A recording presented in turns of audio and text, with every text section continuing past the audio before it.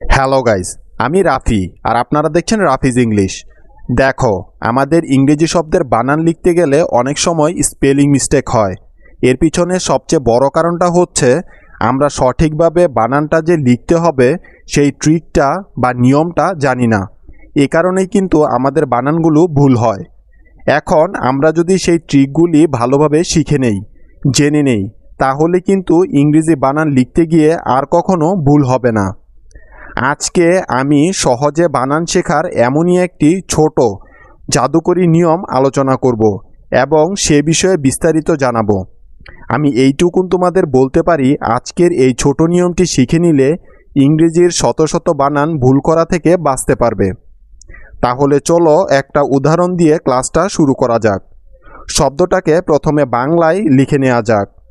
শব্দটা হলো উ অন্তস্থীয় আকার ৯ট, ওয়ান্ট। ধরো এই শব্দটাকে কেউ তোমাকে লিখতে বলল, তাহলে প্রথমে তুমি কি করবে? শব্দটাকে ভেঙে ভেঙে লেখার চেষ্টা করবে, তাই তো?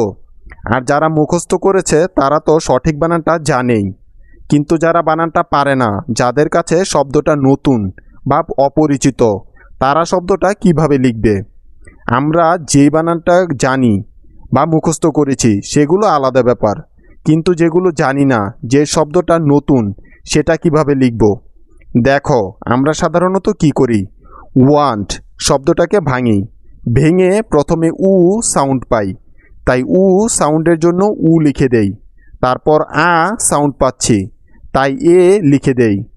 শেষে আছে ৯ট, তাই ৯ট এর পরিবর্তে অ্যান্টি লিখে দিচ্ছি। তাহলে বানানটা এখন কি হলো? উ এ অ্যান্টি, ওয়ান্ট। এখন প্রশ্ন হলো, এই বানানটা কি সঠিক?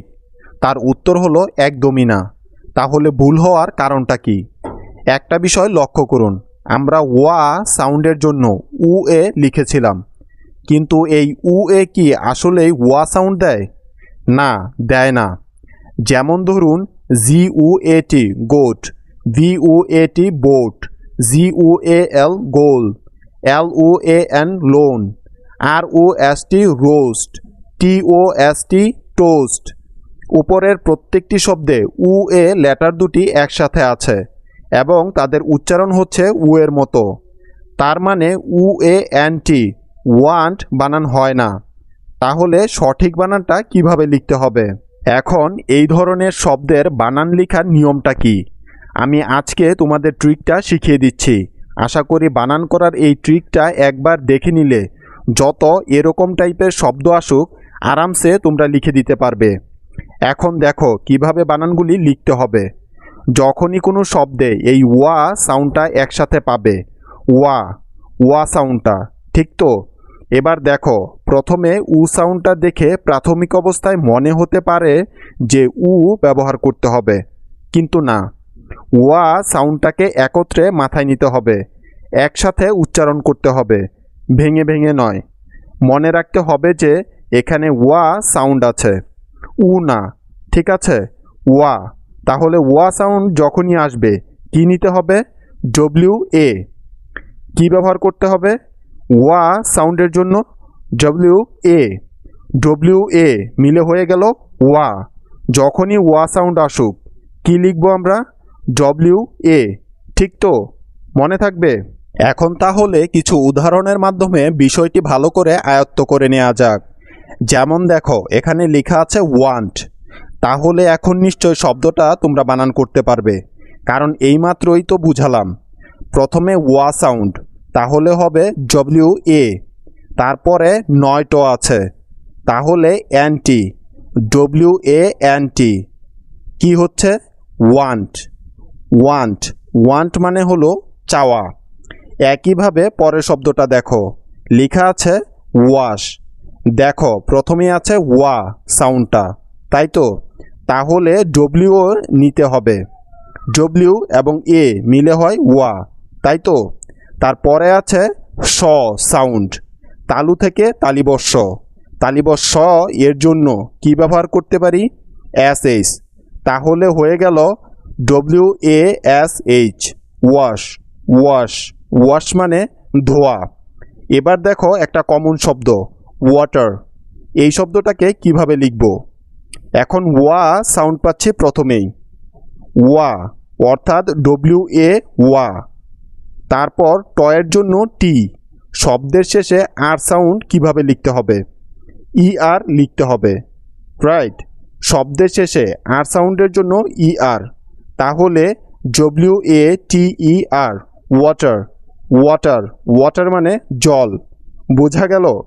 মোদ্দা কথা হলো ওয়া সাউন্ড আসলেই কি ব্যবহার করতে হবে? WA। একদম সিম্পল ব্যাপার, ঠিক আছে? মনে থাকবে? এবার দেখো পরের শব্দটা, ওয়েন্ট। ওয়েন্ট, এক্ষেত্রে ওয়ে সাউন্ড আসছে, তাই তো? একটু আগে ওয়া সাউন্ডের জন্য তো WA ব্যবহার করেছিলাম, তাহলে এখানে ওয়ে সাউন্ড আসছে প্রথমে, তাই তো? তাহলে এখানে কি ব্যবহার করব? ওয়ে সাউন্ডের জন্য কি ব্যবহার করতে হবে? হ্যাঁ, একদম ঠিক, ওয়ে সাউন্ডের জন্য WE ব্যবহার করতে হবে একসাথে। কোনো সময়ে যদি এমন দেখো যে শব্দের প্রথমেই যদি এর সাথে, অর্থাৎ সাউন্ড আসছে, তার পরপরই সাউন্ড আসছে বা সাউন্ড আসছে, তখন ডেফিনেটলি এই সাউন্ডের জন্য W লেটারটিকে ব্যবহার করতে হবে।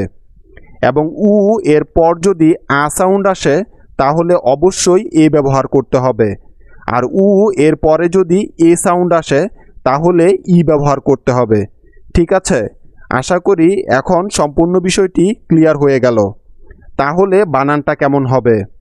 ওয়ে সাউন্ডের জন্য WE, আর NT অর্থাৎ নয়ট এর জন্য NT, হয়ে গেল went. WENT, went. Went, went মানে গিয়েছিল। ঠিক আছে?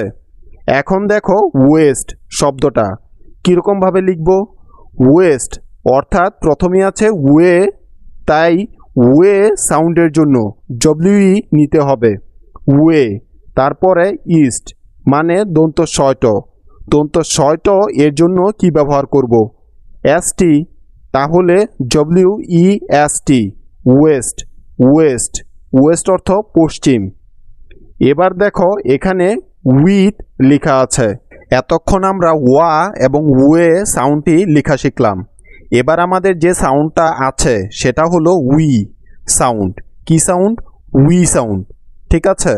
এবার যখনই কোনো শব্দের প্রথমে উই সাউন্ড আসবে তখন ডেফিনেটলি WI ব্যবহার করতে হবে, অর্থাৎ সাউন্ডের জন্য W এবং তার ঠিক পরের সাউন্ডের জন্য I ব্যবহার করতে হবে।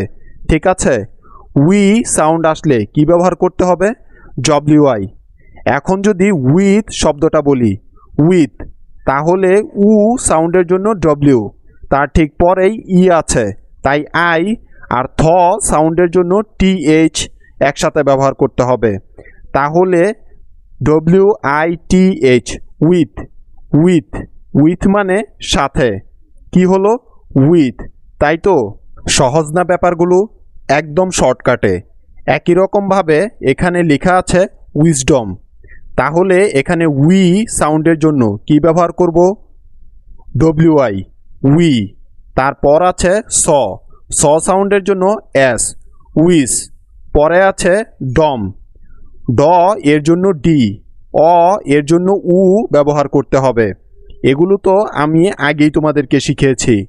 আর সাউন্ডের জন্য M ব্যবহার করতে হবে, তাহলে WISDOM। কি হলো? উইজডম। উইজডম, উইজডম অর্থ জ্ঞান বা বুদ্ধি। এভাবে মুখস্থ করে নিতে পারো বিষয়গুলো। WA ওয়া, WA ওয়া, WA ওয়া, WE way, WE way, WE way, WI we, WI we, WI we, WI we, WI we. অথবা এভাবে মুখস্থ করতে পারো। শব্দের প্রথমে ওয়া সাউন্ডের জন্য WA, শব্দের প্রথমে ওয়ে সাউন্ডের জন্য WE এবং শব্দের প্রথমে উই সাউন্ডের জন্য WI ব্যবহার করতে হবে। সেক্ষেত্রে I এর লং সাউন্ড হলে WIY উচ্চারিত হবে। এটা নিয়ে নেক্সট ভিডিওতে বিস্তারিত আলোচনা করব। অথবা কেউ যদি দেখতে চান তাহলে প্লেলিস্ট থেকে ভাওয়েলের লং সাউন্ডের ভিডিওটা দেখে আসতে পারেন। একদম সহজ জিনিস। যারা ওই ভিডিওটি দেখেছেন তারা তো এই জিনিসটা আরামসে বুঝে গেছেন। এই জিনিসটুকুই জাস্ট মাথায় রাখতে হবে, তাহলে আর বানান ভুল হবে না। এবার আপনাদের বাড়ির কাজ। বাড়ির কাজ হলো ওয়াচ। এই শব্দটাকে আপনারা ইংরেজিতে বানান করে লিখে কমেন্ট করে জানাবেন। That's all for today. Take care. By.